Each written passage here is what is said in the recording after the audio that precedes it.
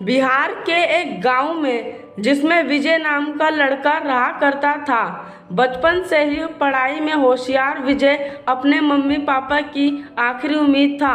विजय के दादा ने अपने समय में बहुत कर्ज ले लिया था, जिसको चुकाने में पापा की पूरी जिंदगी मजदूरी में निकल गई।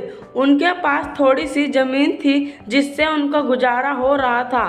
पापा की तबीयत मजदूरी करने से खराब रहती थी, पर पापा विजय को इस बात का एहसास नहीं होने देते थे।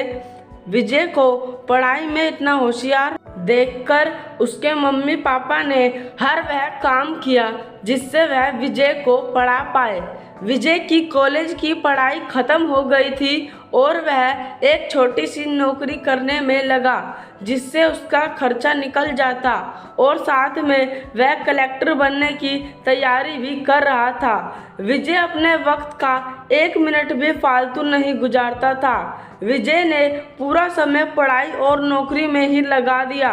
विजय के पापा को यह पता था कि वह कलेक्टर बनना चाहता है, इसलिए घर की हालत बहुत ज़्यादा खराब होने पर भी उन्होंने विजय से कभी इस बात का जिक्र नहीं किया और ना उसको अच्छी नौकरी करने के लिए कहा। लगातार 2 साल तक विजय पास नहीं हो पाया।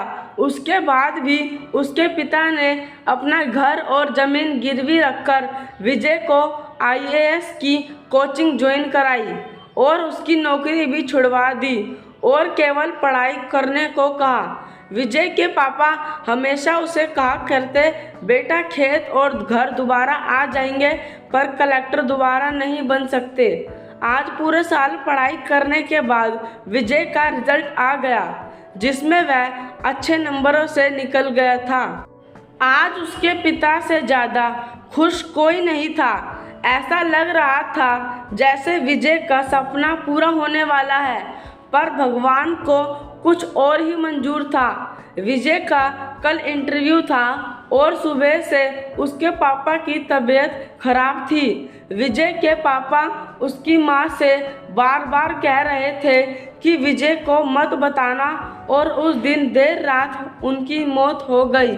अब एक माँ जिसकी गोद में उसका पति गुजर गया और वह अपने दर्द को भुलाकर अपने बेटे की जिंदगी के बारे में सोच रही थी। माँ ने पड़ोसियों तक को इस बात का एहसास नहीं होने दिया कि उसका पति अब नहीं रहा।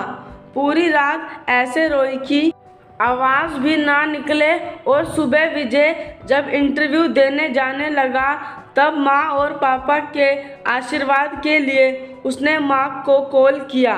माँ ने पूरी हिम्मत लगा दी अपना सच छुपाने के लिए और विजय को आशीर्वाद दिया।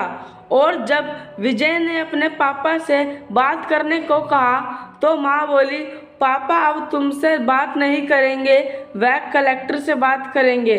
इतनी बात करके माँ ने फ़ोन रख दिया। विजय का जब इंटरव्यू हो गया तब उसे बताया गया कि उसके पापा की तबीयत खराब है, उसको तुरंत घर जाना है। विजय को एक पल नहीं लगा अपने पिता की हालत समझने में। घर पहुंचकर पिता के पैरों में गिरकर वह जोर जोर से रोने लगा और कहने लगा, पापा उठो, देखो मैं कलेक्टर बन गया।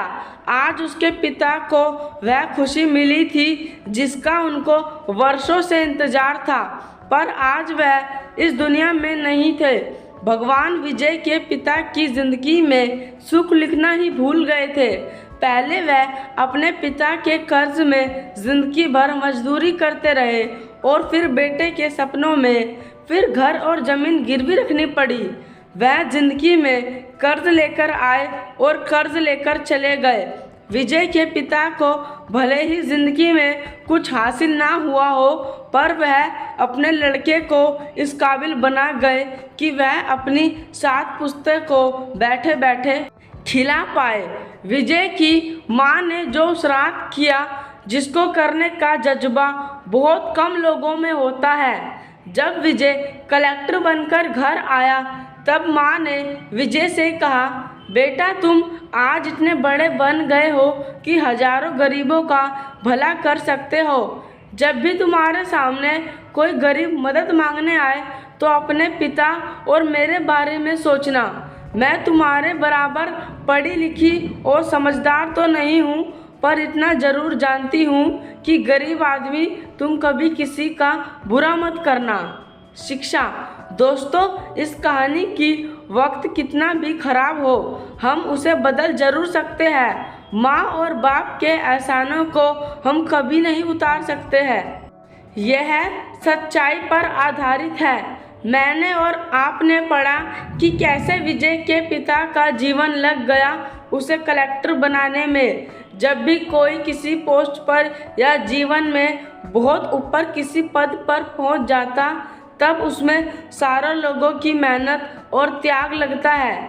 जब हम 2 मिनट में किसी का अच्छा या बुरा कह देते हैं, तब हम उसके जीवन का संघर्ष भूल जाते हैं। किसी अधिकारी, नेता या बिजनेस को बुरा भला कहने से पहले उसके पीछे की मेहनत और त्याग के बारे में ज़रूर सोचें। धन्यवाद। दोस्तों, आपको हमारी यह कहानी कैसी लगी, हमें कमेंट कर ज़रूर बताएं।